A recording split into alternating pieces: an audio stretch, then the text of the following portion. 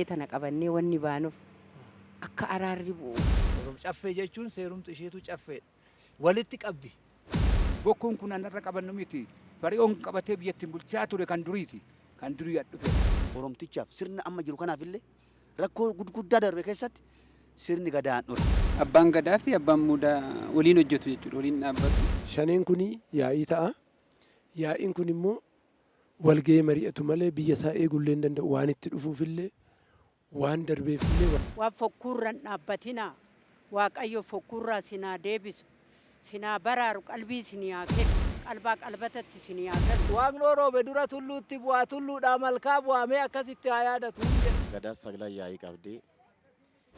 Saglissuun walga'ii raawwatee dubbii cimtuu hamtuu kan taate laallee waliin hiikna jechuudha. Akka biyyi keenya nagaa ta'uu barbaanna. Kanaafuu kana qabachuudhaan mootummaan oduu nu laale nu gate.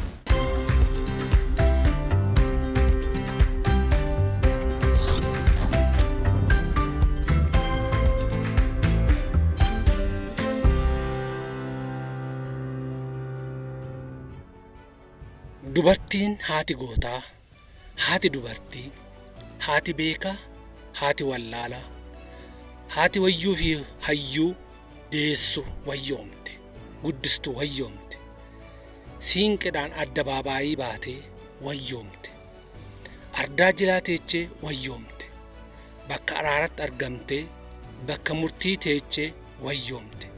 Wayyittiin sabbat hawaas irreessa fi siinqee qabatanii torbanitti yookaan torban lamatti hima dhufu walitti abbootii gadaa waliin dirree araaraa ta'an.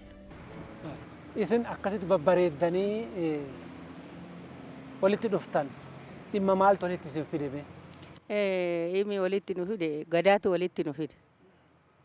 Gadaanoo walitti nu fiddu abbaa gadaa jettee nu jettee bakka tokko nu teechiftee caffeen seera nuu kennite. Seera hoo nuu kennitu siiqqee wajjin nuu kennite. Siiqqee wajjin hoo nuu kennitu abbaa gadaa wajjin nu teechifte, abbaa muudaa, abbaa gadaa walii galaa wajjin nu teechifte. Waggaa kana nu teechiftu bakka araarati bakkeen nu geenyu. Siiqqeen tun calqaba irratti haati teenyas akka hoon teenyas hoo nutti himtu araarsituudha. Araarsituudha, hundumaa araarsituudha. Siiqqeen tun siiqqee tana hoo dhaqanii mana deechu tirree dhaqan dubartiin hin deeche. Siiqqee qabattee deeche jedhan. Ebeelu niitiin ebeelu siiqqee qabattee deechee jedhu. Kanaaf walii galatti siiqqee tana qabannee wanni baanuuf akka araarri bu'uuf akka araarri bu'ee biyya hundaa araarri bu'uuf ishii qabannee malkaattis goojennee arganna waaqarra. Siiqqee jechuun siiqqee qabatanii jaartii qabatanii jaarsa qabatanii dhaqanii warra wallole warra nafse gadaa illee siiqqee qabataniiti abbaa gadaa wajjiniin kallachaan caaccuudhaan araarsanii galan. Bakka kanatti argamte siiqqee. Ilmallee hoo guddifatan. Amma dhabaan ilmallee hoo deechurraa guddifate kallachii fi caaccuun jaartii cifiree siiqqeen biraa naftu. Haadha siiqqee jedhanii abbaa gadaa biratti kuni mul'achuun duudhaa ganama akaakayyuu keenyarra habaabayyuu keenyarra akaakilee keenyarraa dhufe. Dhufnaan immoo kanuma argina. Amma immoo baddee jidduudhaan baddee nu jalaa turtee qorritee teechee hundumtuu kan beekus kan wallaales kan beekes wallaalanis walumatti makamee taa'eet amma immoo waaqa galannaa ga'u samaayii rabbii kana dachee diriirte tan waaqa nu uume waaqa nu nama nu godhe galannaa ga'u dhugaan hin duutu hin qallatti maleedha waaqni kun kanatti nu deebisee har'a siiqqee kana qabannee abbaa gadaa wajjin asitti argamuu dandeenye. Haati siinqee abbaa muudaa bira jirtu. Haati siinqee abbaa gadaa bira jirtu. Maali ga'een isaanii?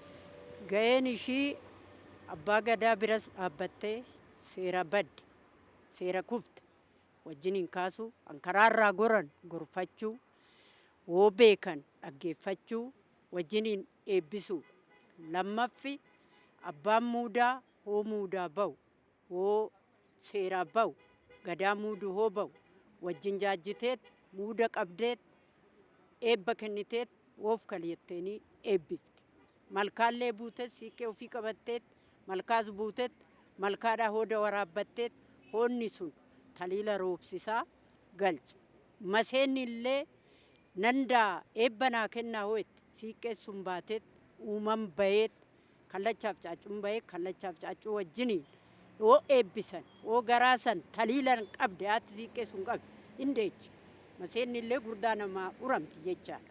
Abbootii gadaa keenya faanas baanee bakka isaan qottan jedhanitti siiqqee keenya qabannee kan wal lollee araarsuu kan walitti bu'ee dhiisaa waan akkanaa kun ganaa miti jennee sirreessuu kana ga'een keenya. Waan wal dhaban waa'ee araarsuu nagaa buusuu bakka abbaan gadaa abbaan bokkuu nu yaametti mul'annee akka isaan wajjin eebbifannee waaqa argannee waaqa kadhannuuf. Gadaa wajjiniin dhaabbatti gadaaf gadeessaaf dhaabbatti jechaadha. Ijoolleen nama himatame waamuu dhaqa. Didee yoo wal dhabe yoo nuti jana haadha siinqee itti waamnaa naan jedhan. Abbaa gadaa kan abbaa bokkuutti waamna hin jedhan. Haadha siinqee itti waamnaa jedhan. Hin diduu jedhan. Maal jechuudha laata? Akka seeratini haati siiqqee aangoo guddaa qabdi. Aangoo guddaan ishii maalinni inkwaan warra wallolitee addaan jiru dhiisaati. Warra walaajjeesee aangoo guddaa aan qabdu araarsuudhaanis ishii dhaga'uudhaafis waan hundaa humna aan qabdu haadha siiqqeedha. Na wanni haati siiqqee itti seente hundi qabbana. Siiqqeen ishii sunis qabbana. Ishinis waa'ee dubbattus waa'ee araarsa keessa aan seentu hundu qabbana waan ta'eef aangoo guddaa aan kennamuuf haadha siiqqeedhaaf.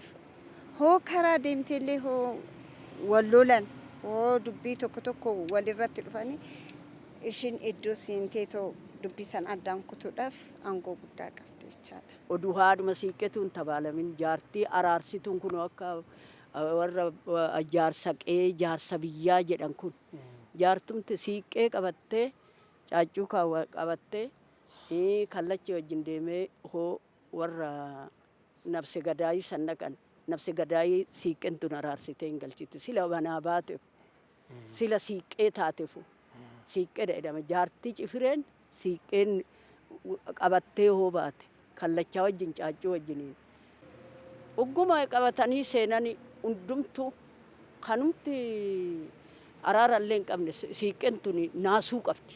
Dhaloonni isin duubaa kun sirna kana fudhatee itti fayyadamuuf ittiin jiraachuuf wanti isin gochaa jirtan maali? Wanti nu godhaa jirru hin gorfanna mana manattis alattis tan argini kan balleessaa jiru karaatti qaban. Lakki akkuma kunoo nu baanu kan dubartiinis gaafa geecha hin baata. Ilmi dhiiratis gaafa gadaan kee gahe hin baatee waan kana fudhatta. Hin tuffatinaa, ittuma deemaa, karaarraan gorinaa, amala diddiirradhaa, waan fokkuurran dhaabbatinaa, waaqayyo fokkuurraa sinaa deebisu, sinaa baraaru qalbii sinii kennu jennee gorfanna. Kan dide guddaa dhangaanneetti wajjin geenyee mariisifnee qalbaa qalbatatti sinii galu jennee karaatti deeffanna. Kana hojiin kee. Guyyaa guutuu as ooltan jiruun teessan jirti. Kana dhiistaniitti uummata keessaniif aantee keessaniif asitti qaaqamaa ooltan. Mee eenyu fa'aa sin qarqaara karaa mootummaatiin? Maal sin qarqaara? Maal akka sin qarqaaranis gaafattamne? Guyyaa irraa ammoo waggaa lamaa kana gaaddisumatti gaggeechaa turre bakkuma teenyullee hin qabu. Nama nu gargaarus hin qabu. Seerichis nu gargaara. Garuu fuulduraa hin argannaa. Kan jennu isinitti iyyannee abdii qabna. Hoggaa amma guyyaa baanee ganama lamatti baanee kudhanitti gallu kanas ganzabaan hin hojjennu biyya galaggalla jennee ilma keenya wallaalaa karaatti qabannee intala teenya wallaaltuu karaatti qabannee seerri kun kaleecha tureet gangalachaa dhufe gadaatu fide gadaan ganzabaan hin dhuftu bara lakkaattee dhufti. Kanaaf warri abbaa gadaatis nu qabatanii kan deemaniif araarsineetuma galla bakka dhaqnetti harka duwwaan gal rakkoon keenya maayin bakka teenyu hin qabnu kanaafuu amma dhumarratti mee maal nu gootu laata akkanatti gargaaraa jirra seera kanatti hirmaataa jirra jaarsi dadhabaan jaartiin dadhabduun siiqqee qabannee marga qabannee alangee qabannee seeratti hirmaachaa jirra. Isinillee immoo seeramee waan nu gargaartan isin eeggan. Kanaafuu hawwii baay'ee qabna isinirraa. Jaalala keessanis hin qabna. Dhuftanii nu gaafachuu keessanii galata guddaan isinii qaba. Mootummaarraa teechuma barbaanna. Bakka bulluudhaaf nu barbaanna. Mootummaa wanni hawwanuuf hurufa keessa jirra akkatti alaa nu galchu barbaanna. Mootummaa immoo handhaqee nu gargaarsisu warra dhufee nu arge isin. Kanaaf isin eegganna mootummaa.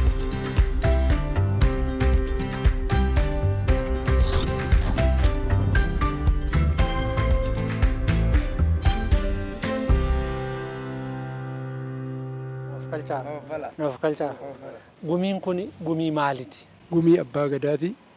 Abbaan gadaa kun sirni gadaa egaa ganama kan Waaqayyo gaafa ardii kana diriirsee nama irratti uume kaasee namni immoo sirna kanaan kan wal bulchaa turedha. Dursuma uumamuma Oromoon gaafa uumamu sirna kanaan uumame. Aadaa kana gabbisa. Oromoon caalminni inni qabu sirna kanaan. Aadaa kanaan. Oromoon kan ittiin wal bulchee bara dheeraa ittiin ture aadaa sirna gadaa kana. Sirni gadaa kun kan bade kan alaa galchu. Kan dhabe kan bade kan alaa galchu. Kan malkaatti bulu, kan tulluutti bulu, kan aadaa gabbiseetoo jiraatu.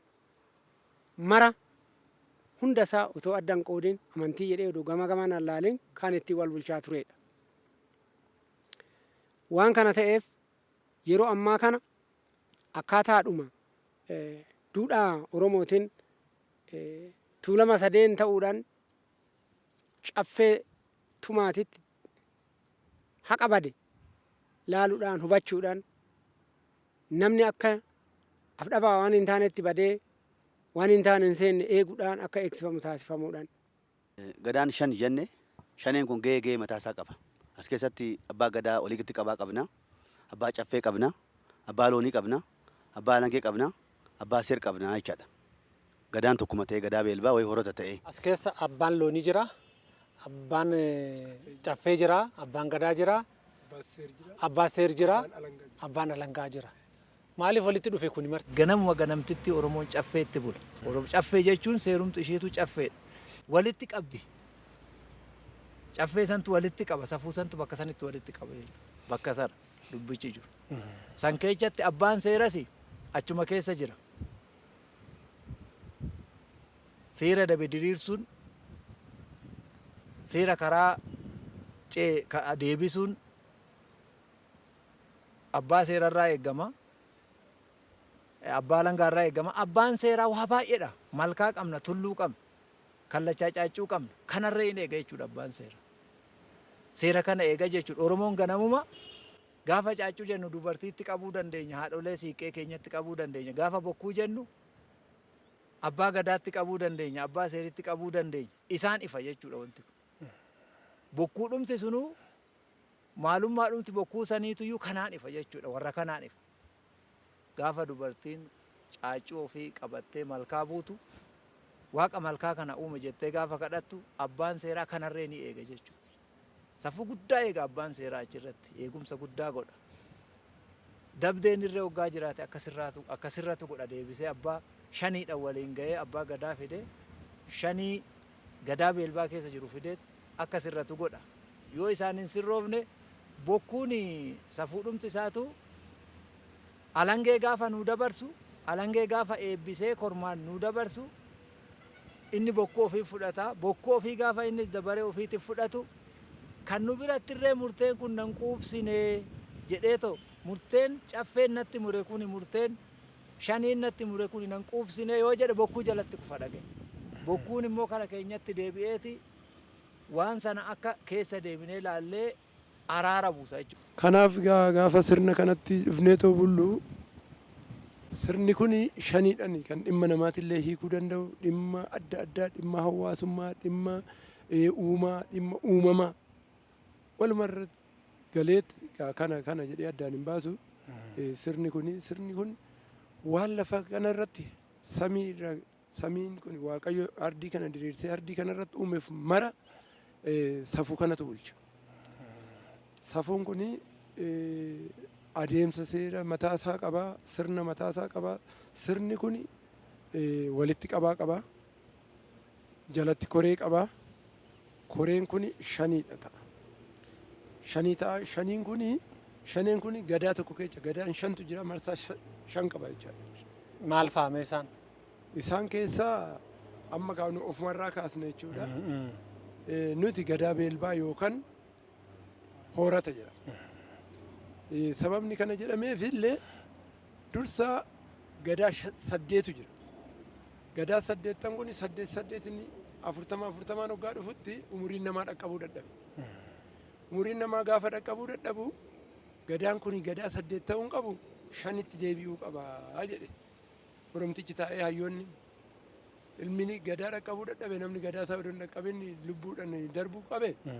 Kanaaf fallisaa maaliin jennaan fidanii raawwatanii saddeettan kana akka shanitti deebi'ee walitti dabalanii akka shanitti deebi'u ta'e. Kanaaf beelbaa yookaan horata walitti deebiseet gadaa tokko godhe jechaadha. Maqaan lachuu keenyuma jechuudha. Isin amma beelbadha. Beelbadha. Haala teessoon keenyaa gadaan shan ta'ee abbootiin gadaa shan ta'uun isaanii beekamuma abbaa murtee jechaadha. Hoo murtee murteessu kophaa murteessu. Sirni akka walirraa fudhatee mul'atee guddatee bahuuf waan taasifameef qaba. Gadaan afur duubatti hafu sun saglii ta'e asitti makama. Haati siinqee as keessa jirti. Himannaan dhiyaatu gosaan hin dhiyaatu. Dhimma dubartii ta'uu danda'a, dhimma dhiirsaas ta'uu danda'a. Yoo waliin teenyu haati siinqee gahee dhimma dubartii keessa haadha siinqee qabna. Abbootii gadaa keessaas immoo murtee hoo murteesseellee akka sirna manguddoof akka gadaa ta'anutti muuxannoo fudhachaa akka deemu kan jedhamuun sagliin dabalamee waliin hojjeta jechaadha. Shaniin kun abbaa murteeti. Abbaa murteeti. Itti aansee walii galatti murteen illee olaanaa ta'e abbaa bokkuu qabna. Abbaa muudaa qabna. Torbii ta'eet torbiidhaan ilaalamee abbaan bokkuu sun dhaqee jalatti kufaa namichi murtee humna isaatii ol ta'e san jechaadha. Isaan immoo as deebi'anii waan kun akka alamuuf taasisuu jechaadha. Gadaan kun nuni abbaa taanaan kanatti seeras kan sanatti tumee seera kun ittiin bulus seera bulmaataas kan sirreessee gadaa kana geggeessuu abbaa bokkuuti. Isatu seera kana tumee dabarsa. Seera kanaan lallabama. Godaana irratti lallabameeti fudhatanii yoo lallaban yoo seera isaan kennees lallaban abbootiin gadaa yoo lallaban dhaggeeffatanii dogoggora lafa jirtutti immoo irra deebi'anii lallabsiisanii seera qabsiisaniitu gadaa kana alangaa kan dur qabatan gadhiisanii fi bokkuu yookiin abbaa ta'anii immoo gorsaa seerri isaan tumaan sun sirrii deemaa jira. Harcaatii qababoon qabu kan jedhee duukaa bu'ee seera gadaa keessatti waan baay'eetu jira. Seerri ateetee jira. Seerri bokkuu jira. Seerri salgan meeshaa waaqaa bu'anii jira. Bokkuun kun anarra qabannu miti. Fari'oon qabatee biyyattiin bulchaa ture kan duriiti. Kan durii dhufedha. Seerri bokkuu kun akkasi. Ateeteen hangafa gadaati. Isheen illee seerri see caaccuun ishee kallachi ishee seeraan eeggameera. Kan abbaa kallachaa sun eegameera. Kan cincoo gurraatti kan jennu kan dubartiiti. Kallachi kan jennu kan dhiiraati. Kan gadaati. Waa seera kanatti seerri kun sirriitti hojjetaa jira jedhee duukaa bu'ee lafa harcaatiin argamtutti immoo gorsa kennee lafa dubbiin tokko kaatutti immoo as keessatti immoo kan biratti argamnu waan guddaan eegumsa. Eegumsaaf gorsa laanneet. Abbaan mudaas immoo asuma keessa hoggaa ta'u torbii ta'ee mirga ayyaantuutu jiraachuu danda'a. Sirni gadaa ayyaantu wajjin waliin deema waan ta'eef. Gaafa gadaan jila bobbaatu kan muudee bobbaasu abbaa mudaati. Abbaan mudaa qumbii afaan kaa'ee bobbaasa. Gaafa qumbii afaan kaa'ee bobbaasu muufaatuu danda'i, ifaatuu danda'i, gufaatuu danda'i. Muufatinii afaan kee dammaa haa ta'u, afaan kee daadhiyaa dubbata, afaan kee waa hunda araarse baadhu, waa hunda baadhu, ajaa urgaa baadhu jedheetiin gorsa. Gaafa achi as deebi'ee eenyu jedhee immoo alangeen ta'e haa mootu, alangeedhaan mooyi dhugaa eenyutti dhugaan lallabde bakka ga'u jedhee kan eebbisu abbaa mudaati. Saglii keessas ni jiraata. Waliin mari'atu. Abbaan gadaa fi abbaan mudaa waliin hojjetu jechuudha. Waliin dhaabbatu. Warri abbaa gadaa kun nama shani. Miseensi gadaa afee nama afurii gadaa shanii nama isaan shanas sun gadaa tokko keessa gadaa beelbaa jechaadha isaan namni shanas sun.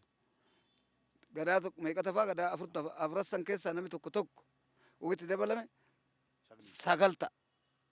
Yaa'ii sagli sun isa sagli sun wal gahii raawwatee dubbii cimtuu hamtuu kan taate laallee waliin hiikna jechuudha.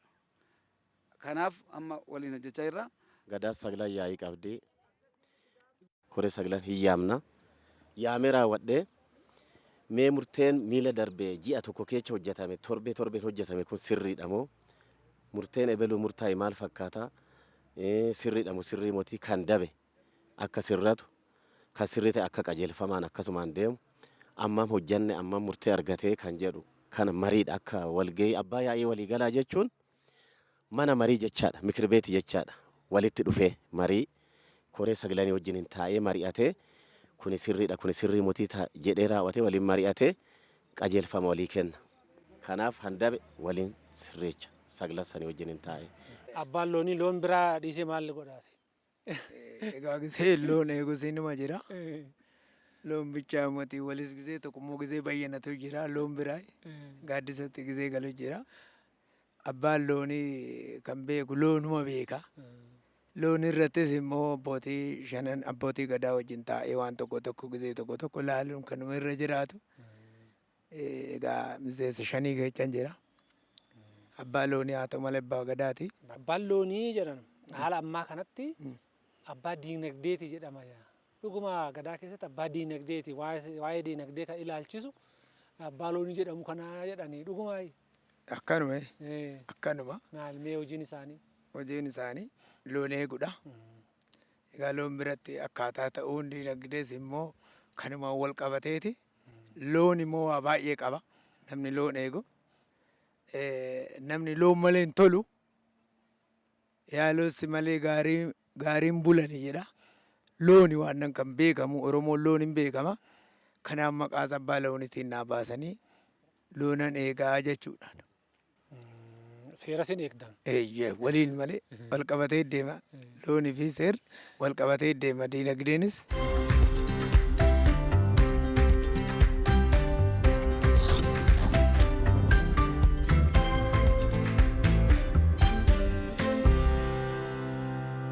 Shaneen kun yoom wal gahaa akkamitti wal gahaa tan? Gaariidha shaneen akkitti wal gahu gaafa dhimma biyyaatiif diinagdeefillee haa ta'u wal dhabdeefillee haa ta'u nageenyafillee haa ta'u mariifillee haa ta'u kanaaf hin barbaachisa. Yaa'ii ta'a kun amma laala yaa'ii taati. Shaneen kun yaa'ii ta'a. Yaa'iin kun immoo walgahee mari'atu malee biyya isaa eegullee hin danda'u waan itti dhufuufillee waan darbeefillee waan darbillee waan dhufuufillee waanuma biyya isaatiifillee dhimma biyya isaatiifillee dhimma nageenyatiifillee dhimma diinagdeetiifillee dirqama hin barbaachisa yaa'iin kun. Yaa'iin kun biyya bulchaa torbeedhanillee yaa ta'u torbee lamaanillee yaa ta'u torbee sadiinillee yaa ta'u yaa'iin kun dirqama walitti dhufa jechuudha. Maaliif wanni adda addaa akkuma dhiyee bari'u wanni dhalatu hin beekamu biyya isaa mari'atee eeguuf yaa'iin kun walitti dhufa. Egaa maalinni abbaan gadaa akkuma dura kaasne walitti qaba koree kanaati itti gaafatamummaa qaba waa hundumaafuu murtee kennuullee danda'a yoo kennuullee immoo baate yaa'ii isaa walitti yaammatee abbaan yaa'ii waliigalaa hin jira yaa'ii kana qajeelchu dhimma ariifataadhaafillee dhimma immoo barbaachisaa ta'eefillee walitti waammata koree kana. Koree kana walitti waammataa gahee qaba hundumti isaatu. Abbaan gadaas gahee mataasaa qaba. Abbaan caffee gahee mataasaa qaba. Abbaan seer gahee mataasaa qaba. Abbaan alangaa gahee mataasaa qaba. Abbaan loonis yookaan abbaan sa'a yookaan abbaan diinagdee gahee mataasaa qaba hunduu. Maalinni gaheen isaan qaban abbaan alangaa namoonni baay'ee namni wal qixaa miti. Uumamni keenya tokko osoo ta'uu dandeettiin keenya wal darbuu danda'a. Amma gaheen abbaa alangaa haaluma dhimma isaa rakkoo irra ga'ellee yoo sirriitti ibsachuu dadhabe namni tokko dhiyeeffatee dhimma isaa yoo sirriitti ibsachuu dadhabe sirriitti ibsaaf. Sirriitti ibsaaf jechuudha. Amma immoo abbaan seer yoo waan ife san irratti murtee yookaan deebii gahaa argachuu dadhabe abbaan seer achirratti dhaaba. Hin dhaaba yaa'ii kana dhaaba. irraa gortanii jirtanu seera dabsitanii jirtanu irra deebi'aatii bakka itti mucucaattanitti deebi'aa dhaabbadhaa of laalatii irra deebiidhaan haa laalamu jedhee achirratti dhaabuu danda'a. Gaheen isaanii kana. Abbaan caffee yaa'ii kana walitti qabee yaa'ii qabeet walitti yaameet ijaarsa illee ijaaruu danda'a. Ijaarsa illee ijaaruu danda'a jechuudha abbaa gadaa jalatti. Shaniin kun yaada tokko irratti yoo walii galuu baate maal irratti araarama maal irratti walii gala? Shanee waa walitti bu'uus hin qabu. Kaleechummaa araaramaaf taa'e waaqatu kenneef. Dursumallee waaqa kadhatu malee dhimmatti seenu kan wal dhabe naa araarsi kan fiigaa ta'e naa deebisi kan aaree naa qabbaneechi kan fagaate naa dhiyeechi waaqa jedheet waaqa kadhata waaqarraa argata. Sadarkaan jira shanii geenye torbiin jira salgiin jira akkuma jennu lakkoofsi isaatinuu garagara. Garuma gara'ee. Gahee isaaniitis akkasuma garagara. Gaheen isaaniitis akkasumatti garagara. Hanni inni ilaalu garuu bakka taa'e sanii dubbii cimaa dhibaa hoo ta'e waan gosaa waan qabeenyaa rakkoo addaa hoo ta'e bakka taa'e sanii shanirraa walitti dachaa'eet shanii ilaala. Shanii ilaalee immoo shaniinis deebii baate saglii ilaala torbii ilaala. Gaafa sana immoo rakkoo sana hiikatti kennaa jechaadha. Yoo gosa dabalchiise gosa dabaleet namni gosa lamaan dhalata. Dubartiinis gosa tokko qabdi abbaa waraas gosa tokko waan qabuuf gosa illee dabalee waan san hiikatti kennaa jechaadha. Shanaffaa irratti moo torbaffaa irratti moo sagalaffaa irratti kun? Immichi akkuma adeemsa isaatti shanii ilaalamee dhadhabame torbii qaba. Torbiin sun gaayyaan tuuf abbaa bokkuu sana. Dhiifamaan taasifuuf abbaa bokkuu jen. Hoodi deemoo saglii ga'ee tire saglii saniin hiikuu argata jechaadha. Tan gosti makamu yoomi? Gaafa dhibee ta'e saglii kanaa olis ta'e jechaadha. Namichi sun balleechee biyya hubee ta'uu taanaan biyyatti deebi'uu dadhabnaan gosa yaamnee gosa namasnee manguddoo biyyaatti daballee manguddoon immoo biyyatti dadhabsiisee as deebisa jechuudha. Irra caalatti amma murtee kennuun yoo dideetoo fiigaa ta'e murtee itti laata malee safuudha qabneet safuu isaaniin hardii kana qabatee marga qaraa qabatee caffee qabatee alangaa qabatee yoo kakate inni iyyuu nooffalu sarra darbee. Innis immoo yakkamti suniyyuu akka jalaa kufeen cabneef isumallee hin eega jechuudha sirni kun. Hin eega hin deebisa. Wallaalaa isaa hin gorfata fiigaa isaa hin hidhata hin deebisa jechuudha. Gosaa hin deebisa.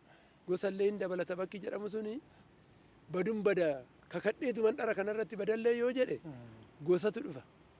Hin kakachiisu guyyaa tokko. Guyyaa lamaan hin kakachiisu. Gosti dhufa. Gosatti yaammata. Gosa ilmi kun didee safuu kanas fudhadhu jedhe isin harkaa baduuf ta'a qileetti baduuf ta'a maal jettu ree teechanii dhaabattanii ilaaltu jedhaan. Dhaabannee ilaallu hin hidhanna. Fiigaa keenya nutu hidhata. Wallaalaa keenya nutu gorfata. Nutu qabata. Mee takka beellama nutti nuu kenna. Yaa'ii kanarraa beellama itti fudhata. Fudhatee deemee hin sarbeeffata. Hin leenjifata. Leenjisee karaatti galchee deebisee fide. Dhufee raawwatee waan safuun jettu sana akka fudhatu.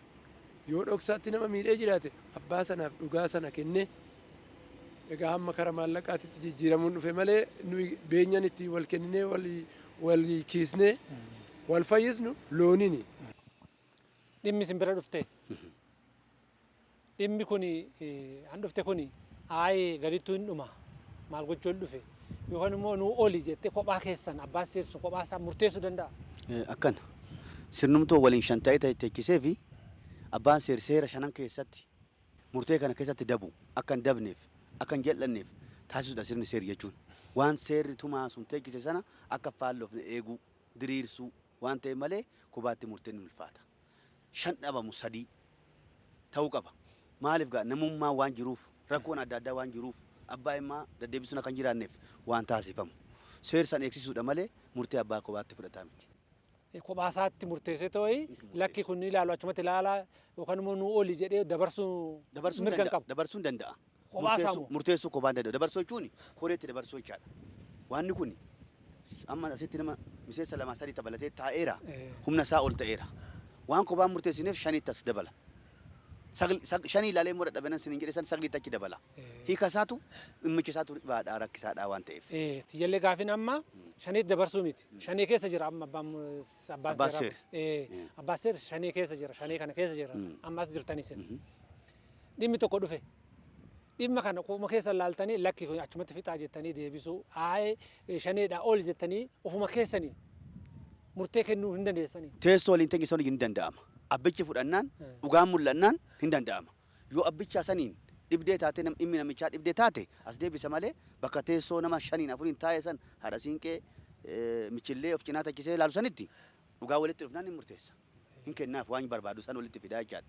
Yoo sani ol taate achi dabarsa malee erga abbicha harka kennate erga dhugaan mul'atte waan dhibullee hin qabu jechaadha. Waan dirree kanarratti argee jira. Anu amma keessanitti hin teenye malee akkas diriiranii taa'anii badhee keessa. Maaliif akkas badhee keessa diriiranii taa'u? Safuudhuma isaa ganama Oromtichaaf kan kenne Waaqayyo lafa diriirsee kenneefi lafa kanarratti immoo caffee kenneef.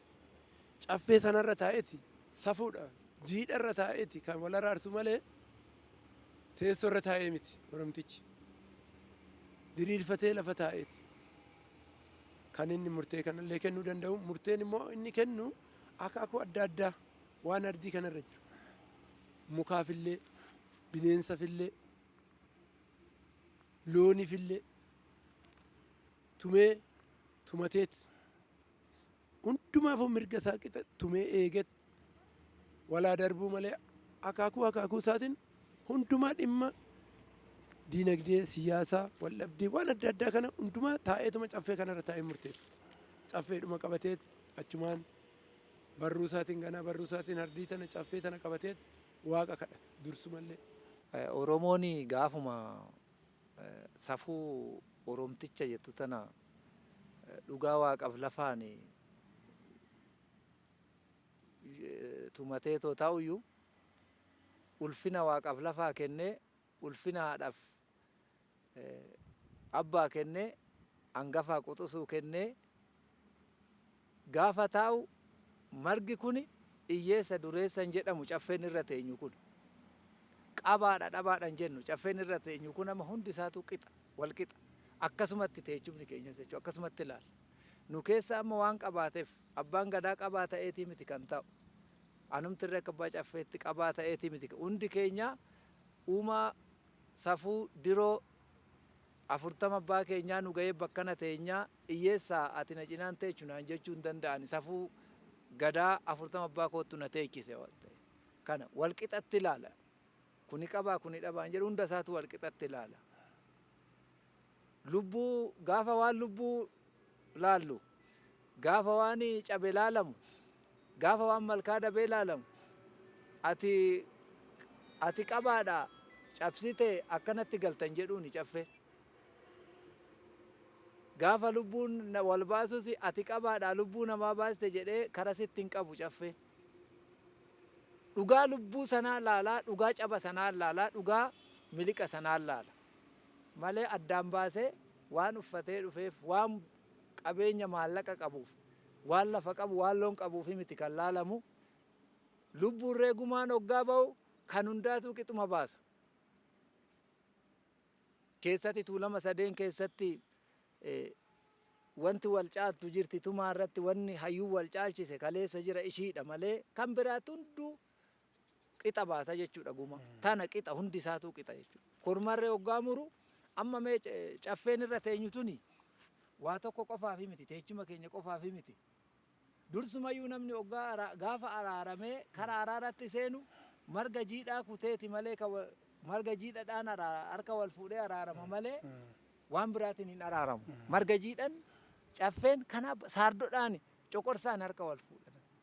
Dursee odoo kormatti hin deemin marga kana kan korma ta'eetoo araarsu dursasaa. Kanaaf irra teenyee dhugaa irratti dubbannee dhugaa irratti murree margi qara.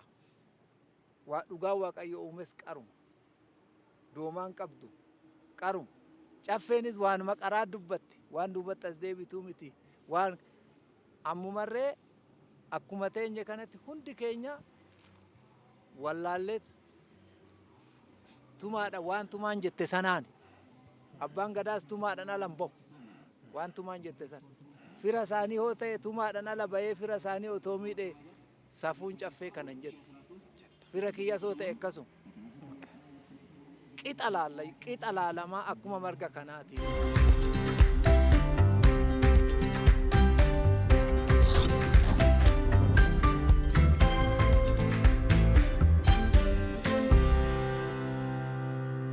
Egaa isin amma jiruu teessan bultii teessan dhiistaniit aduu qorra osoo hin jedhin uummata tajaajilaa jirtan. Tajaajila keessan kana eenyutu isinii beeka? Akkamitti isinii beekan? Tajaajila kana safuudhuma Waaqayyo nuu kenne, imaanaa Rabbi nutti kenne. Waaqatu nuun ga'e, meeqatu nu biraa hanqate, miseensi keenya, obboleewwan keenya meeqan nu biraa kufe. Hamma lubbuun keenya jirutti waan Waaqayyo safuu nuun ga'e kana hawaasa keenya sin tajaajilla jenneet dadhabnus, qabaannus, nyaannus, dhugnus keenyumaan amma tokko deemne kan immoo tole jedheetis nuu kenne kan nu laates irraa nyaanna. Irreecha waan ta'eef irreechi galata Rabbiiti. Nutis waanuma nuu kenne abbaan dhimmaatis mee maanguddoonni kun dadhabanii jedhanii oo waan nuu kennanis irraa fudhannee nyaanna jechuudha. Irraa fudhannee nyaanna, onuu bishaan nuu kennanis irraa fudhannee dhugna. Kana eebbisneetu Waaqayyo isinii haa kennunne eebbisneetu deemna. Waa biraa deeggarsa biraa wanti qabnu nu illee hin jiru. Abbootiin gadaa akkanatti badhee keessa taa'uun qabanii teessoo wayirra goonee fi otoo asitti ijaarrifee jedhan san fudhannee yoo akkanatti isinitti dhufan maal gootan? Achirratti nuyi bakka shanii gadaas haa ta'u, torbees haa ta'u, sagliis haa ta'u teenyee uumaa waaqaf lafaatiin caffeerra teenyutti odoo asitti teessoo humna olii fidanii hin fudhannuu jechuudha. Teenya maal marguma tanarratti taate. Teessoon kan itti barbaadamu bakka kanatti miti hoggaa kara biraatti yoo ta'e malee dhimma caffee waan ofii caffeedhuma irratti ilaalaa, marguma irratti ilaala. Amma bakkee teessoo kanarratti teessoon akkanaa kun har'a kadhanneeti garuu kan dhufne malee osoo kun keenya ta'eeti nyaata fi dhugaatii iyyuu hin barbaannu. Maaliif hawaasa keenyaaf namni amma jirutti duudhaasaa, safuusaa, kaleecha baay'ee nu harkaa cabdee, nu jalaa dhokattee, nu jalaa qallatte. Amma immoo akkamiin deeffannee Waaqayyo jaarraa tokkoo fi walakkaatti nuuf deebisee amma kunoo reef ka'uudhaaf batantaraa jirti. Ganaa ammallee hin dhaabbanne, luka lamaan hin dhaabbanne. Hin jedhama malee qaamni nu deeggarellee baay'een jiru. Kanaaf dursa amma gaafii isin kaastan irratti osoo iddoo kanarratti maaliif badhee keessa taa'anii galmiyaa ijaaramuuf jedheetoo abbaan qabeenyaa tokko kan Waaqayyo eebbise kan safuu jaalatu osoo dhufe inuma fudhanna. Akka itti fudhannu galmi safuun Oromtichaa jira. Seera Oromootiin gulantaa 8 kan ijaaramu jira. Akka safuutti inni nuuf ijaarama. Nuti garuu araara teenyaaf kan teenyu gadi baanee gaaddisa odaa bira dhaabbannee qe'ee sanarratti achuma jalatti gadi baaneeti kan wal araarsinu. Achi yoo ol deebinee waa itti dhadhamachuudha. Safuu immoo Oromtichaa galmi Oromtichaa kaleecha akkamitti jira? Boroollee akkamitti dongorata? Oromtichi kan jedhu sana hawaasa keenyallee barsiisuuf nuuf ta'a. Hin fudhanna garuu gadi baanee dhimmicha gaafa ilaallan araaraaf gaafa gadi baanu gaaddisumatti wal araarsa. Gaaddisa odaa teenyee bakkee kanarratti osoo amma keenya ta'eeti odaa dhaabneet odaa 5 tokko dhaabnee raawwanneet gaaddisni odaa aduunillee gadi hin dabarsu baay'ee qabbanaadha. Isa jala teenyeti ganama Oromtichaa kenne safuu odaa san jala teenyeti dubbiin illee kan nu milkooftu malee waajjira keessa teenyee dhimma lubbuu teessoo irra teenyee dhimma qaamaa irra ta'e baay'ee jaalatamtuu fi hinquu kan taate lubbuu namaa hoo lubbuun baate dhimma lubbuu taasifna teessoo irra teenyeeti miti kanaasuuf. Kanaaf bakkuma kana teenyee taasifnaa. Osoo rakkachaa jirtanii osoo dhoobattanu kan hojjechaa jirtan gargaarsa karaa mootummaatiin yookaan immoo qaamni kana ilaalu isin duukaa jira. Yoo jiraate maal isinii godhe? Yoo jiraachuu baate immoo maal akka isinii godhu barbaaddan? Waa gaarii kaaftan. Sirni gadaa gama mootummaatti achi siqee maallaqa gaafachuuf gita bittaa jala gala. Gita bittaa jala gala. Of danda'ee deemuuf deeggarsa adda duree godhee isa dhawwu tokko illee hin jiru. Garuu maaliif kun ta'e yoo jenne waggaa 150 olitti sirni gadaa acuuccamee waan dabaaf cabaa dhufe saniif warreen hin barbaanne warreen dhugaa kana ilaaluu hin barbaanne hiika kana baruu hin barbaanne waan jiraniif namni deeggarsa nu godhellee as hin jiru. Gama mootummaas ta'e gama dhuunfaadhaan. Oromoon bakka kamirratti cabe odoo jettanii sirna kanatu jalaa cabe. Dursa sirna isaa cabse jechuudha. Akka eenyummaa isaa maalummaa isaa wallaalu odoo sirni jiraatee ardii isaa jilaatitti bahee jilatee tumatee waliin mari'atee galeeti tokkummaa isaatillee hin diigamu. Tokkummaallee sirna harkaa cabsee afaan eeyyen Oromoon jedha lafa qabatee Oromoon akkatti qabaa jedha. afaan bichaa nu jalaa ta'aa deeme gatamaa deemnis waaqaf jirre malee waaqaf jirre nu immoo hin muufannus abbaan gadaa hin muufatu hin danda'aadha hin baata rakkoo hundaa hin baata yaa waaq biyya kana nagaa nuu godhi jedha kana bichaadha kadhata nagaa godhi araara malee waan biraa keessa seenu siyaasa biraa keessa hin qabu hin gatame hin laalamu sila akka beekatu akka angafaatitti manni sila abbaa gadaati jedhama. Abbaan gadaa sila wanni hundaanuu eegamuutu nurra jira nu amma waggaa nama araarsinu mana hidhaa hin qabnu ulee hin qabnu dhaanuu hin qabnu gorsinee nagaa ta'a biyya keenya jenneetti akka inni gaarii ta'ee biyyaan sanyiin illee biyya keenyatti nu magree ilmoon dhalatellee nu guddatee biitti keenya immoo bal'attee gadaa waaqni nu deebise kana immoo dhaabnee ijoollee teenyatti dabarsinee uumaaf uumamaan qabatamee aduu deeme waa gaariidha. Nullee ammallee cimsinee wanni dhaammachuu barbaannu sirna kana akka jabaatee lafa qabatee Oromoo biyya Oromooti erga jedhameeti Oromoo akka ibsu sirni kun akka nuuf dhaabbatu iddoon isaa nuufaa kennamu sirriidha ammas iddoo safuu sirna gadaa hardiin itti tumannu itti jilan ammallee sirritti xiyyeeffatamee too osoo nuu kenname. Gaafiin immoo gaafachuudhaaf fedhii addaa qabna namni illee nu duukaa jira waan dhabnee deeggarsa gaafachuu dadhabneef bakka anuraa taate magaalli kunis way aanaa haa ta'u bakka qaburraa nuu kennee galma aadaa ijaarrachuun galma argachuunsaa dabas hin qabu cabas hin qabu. Maal agarsiisaa sirni gadaa biyya kanatti jiraachuuf furmaata kennuuf galmi isaa bakka kana jiraachuuf oromummaan jiraachuu waan agarsiisuuf jechaadha. Garuu gama mootummaatiin deeggarsi lafaa oduu taasifame ijaarsaaf biyyata uummata hin qabna. Garanaan garuu wal guddisuuf odoo ofitti illee nu butanii maallaqa isaan nu kafalanii nu ajajuuf mirga ammanaan argannu isaan jalatti bulla. Ganda duwwaa tokko keeyti duwwaa lama dhaqiidhaan ka sirna garaatiinis bakka naan si oolchee oolii waan ani immoo jibbee dhiisii jedhee waan dhawwuuf gama saniin miti affeeroo danda'e deeggaruu danda'e abbootii qabeenyaa qaba ijaarsaaf haa ta'u faaya isaatiif haa ta'u waan inni barbaadu san taasisuudhaaf namuma waan kiyya waan kun na mul'isaa jedhee mul'anne jira. Haa ta'u garuu oromtichaaf sirna amma jiru kanaaf illee rakkoo guddaa darbe keessatti sirni gadaan dhura. Abbaa gadaa jechuun kan manni murtii hidhaadhaan hidhee gaafa guyyaa adabbiin isaa dhume gadi lakkise walitti fidee gosoomsee araarsee hidhaa tokko malee araarsee korma hedduutti korma qalchiisee warra godha laga walitti ceesise. Abbaa gadaa jechuun seenaa baay'ee of keessatti qabdi.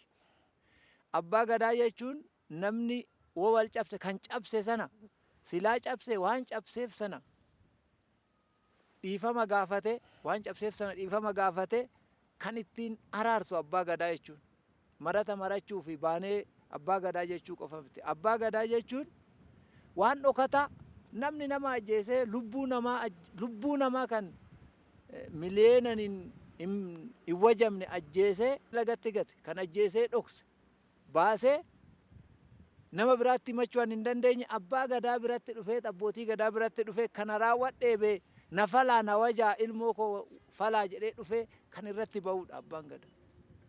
Kan mootummaan hin dandeenye nama ajjeese seeraan adaba waan raagaa hin qabne waan dhokata kan hojjetu abbaan gadaa. Abbaa gadaa kana maqaadhanii miti akka gocha kana hojimaata jiru kana sirna gadaa kana sirna alangee sirna waraana shananii barcuma shananii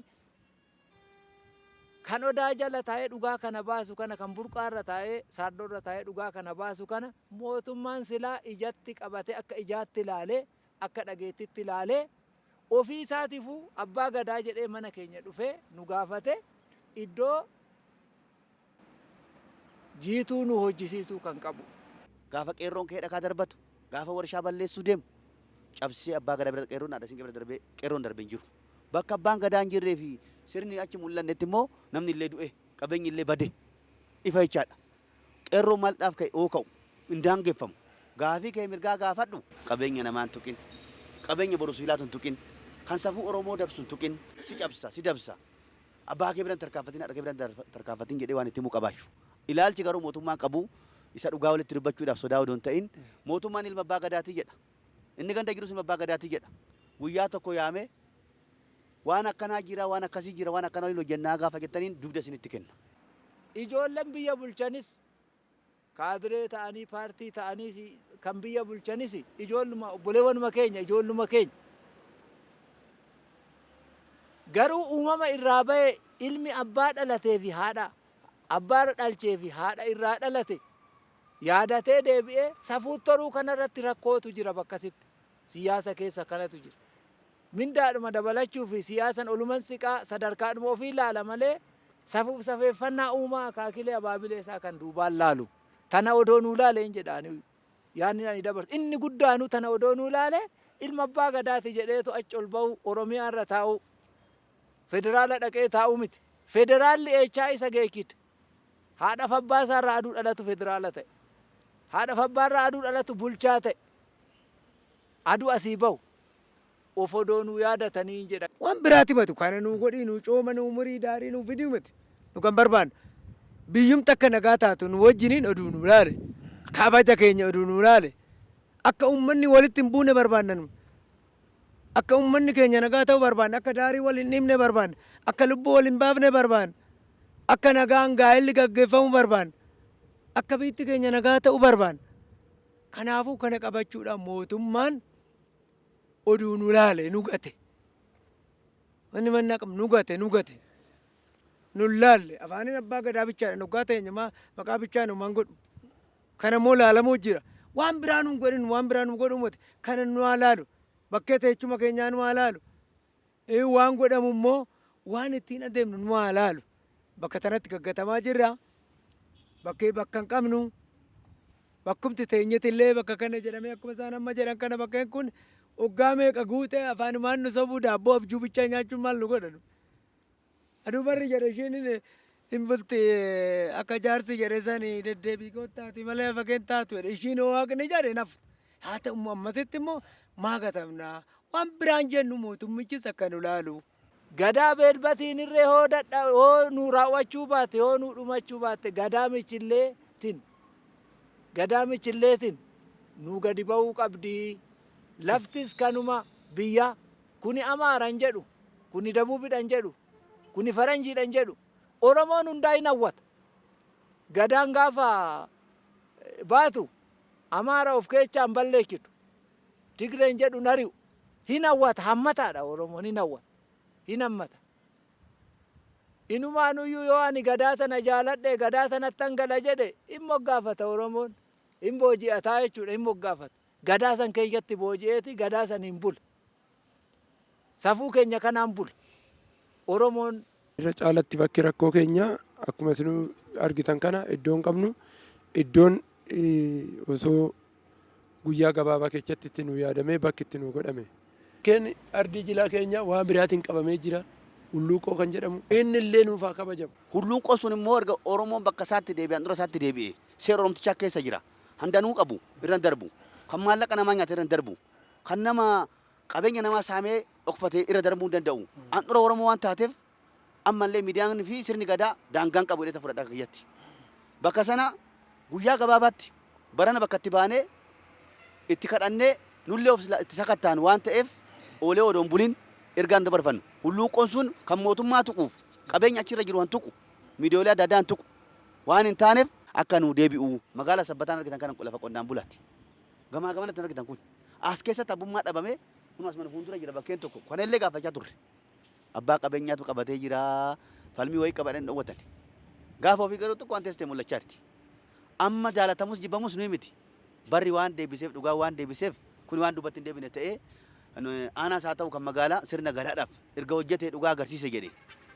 Gama hundaanuu sirnaanis siyaasaanis wal fudhatee odoo waliin dhibii waliin itti hojjetu odoo nu taasifame gaafii qabna asirratti hin jedha. Qaamni nu deeggaru seektarri marti odoo nu deeggare amma bakki itti nu dhiibaa jiru amma aadaan kun safuun kun sirni kun lafa hin qabanne warri haqa namaa kennuu hin barbaanne dheechuu barbaadan. Akka qaama nageenyatitti humna hin qabnu nuyi humna hin qabnu maaliif humni keenya nu duuban jiru foolleenis akka aadaatitti akka sirnaatitti malee gahee akkanatti reebee qabu kana hin qabu. Aangoo maalittiin na qabda jechuu ni danda'a jala dhaabbatee safichi sirriitti lafa hin qabamne duubaa wanni dhiibbaa ta'ee nu deeggare tokko hin jiru. Kanaaf seektaroonni hunduu osoo kana irratti nu hojjeteeti waa gaariidha. Qaamni nageenyatillee qaamni bulchiisatillee qaamni immoo seera hiikullee qaamni biyya bulchullee kun seektaroonni hunduu odoo nu deeggare. qaamni nu deeggaru amma seektaroota keessa qaama aadaa fi turizimii qofa kan nu deeggaru amma ifuu isaanumtu iyyuu qaama baay'ee dinagdee of harkaa hin qabne isaan qofa kan amma nutti rarra'aa jiru qaama tokko taanee walitti dhiyaannee akkamiin hojjettanii yoo barbaachisaa ta'e illee nullee muuxannoo waan qabnu isaanillee nu biraa fudhatanii nullee isaanii kenninee wal dubbisaa odoo deemneeti akkasitti sirnis lafa nuu qabata abbaa dhimmaatiifis dafee sirni silaayiif furamaayu. Dachuma irratti dhalannee irratti guddannee saadodhuma irra teenyu kana irratti qaamni biyya bulchu qaamni siyaasaa aangoo dabalachuu malee abbaa gadaatii miti. Safuu ofii garagalee ilaallee bakka itti nuun horree odoo bakka itti nuun horree amma nuyi teenyee dhala keenya ilmi koo dhufee na biratti barata. Abbaan kee abbaa kiyyarraa akaakayyuu kiyyarraa hin baradhee as gahe. Waa wajjin teenyu kunis akkasuma diroodha. Gadaan diroo deemti. Gadaan irra dhaqqabuu baatte caffee waan gootu qabdi akkaataa itti gadaatti guulu qaba. Fala qaba Oromoon kaleechumayyuu. Fala qaba. Kanarree qaamni nutti dhiyaa hunduu mindaa fi miti guddachuu fi miti mee uumaasaa haa guddisu Oromtichi safuusaa haa guddisu Oromtichi. Waaqni hoggaa tulluu waaqni oroobe dura tulluutti bu'aa tulluudhaa malkaa bu'aa mee akkasitti haa yaadatu hin jedhaan.